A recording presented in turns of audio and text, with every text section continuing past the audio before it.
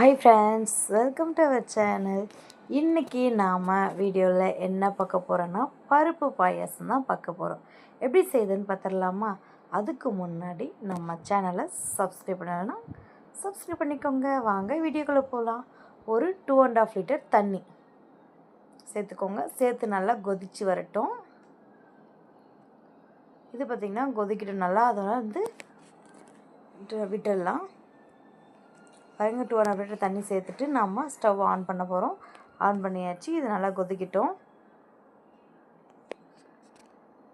பாருங்கள், இப்போ நல்லா கொதிச்சிருச்சு.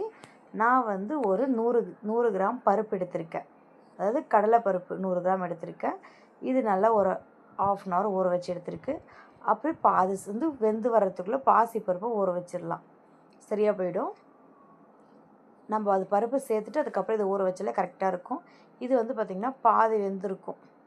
பாதி வெந்து பார்த்திங்கன்னா உங்களுக்கு தெரியும், பாதி வெந்து வந்துடும். அப்படி வெந்து வந்ததுக்கப்புறம் பார்த்திங்கன்னா நம்ம பாசிப்பருப்பு சேர்த்துடலாம். ஜவ்வரிசி 100 கிராம். அது நம்ம ஊற வைக்க தேவையில்ல, சும்மா அலசி சேர்த்துக்கலாம். பாருங்கள், சும்மா நம்ம அலசி தான் சேர்க்க போகிறோம். இது ஊற வைக்கணுன்ட்டு தேவையில்லை. நல்லா அலசிட்டு இதை அப்படியே நம்ம சேர்த்துக்கலாம். பார்த்திங்கன்னா இதெல்லாம் மூணுமே நல்லா வெந்துருட்டும். கடலைப்பருப்பு பாதி வெந்ததுக்கப்புறம் பைத்தம்பருப்பு சேர்க்கணும். அது நல்லா அதுவும் அப்புறம் பார்த்திங்கன்னா ஜவ்வரிசி ஒன்றா சேர்க்குறோம். சேர்த்துட்டு பொங்கு வரும். லோ டு மீடியமில் வச்சு நீங்கள் சரி பண்ணிக்கோங்க. ஒரு 2 டைம் பொங்கு வந்துச்சுன்னா சரியாக போயிடும். அதுக்கப்புறம் வராது. அப்புறம் ஏலக்காய் ஒரு 4 ஏலக்காய் நான் தட்டி போட்டுக்கிறேன். நீங்கள் ஏலக்காய் பவுடர் இருந்தால் கூட சேர்த்துக்கலாம். சேர்த்துட்டு பீஸாக கட் பண்ணி வச்ச தேங்காய், இதுதான் இம்பார்ட்டன்ட்.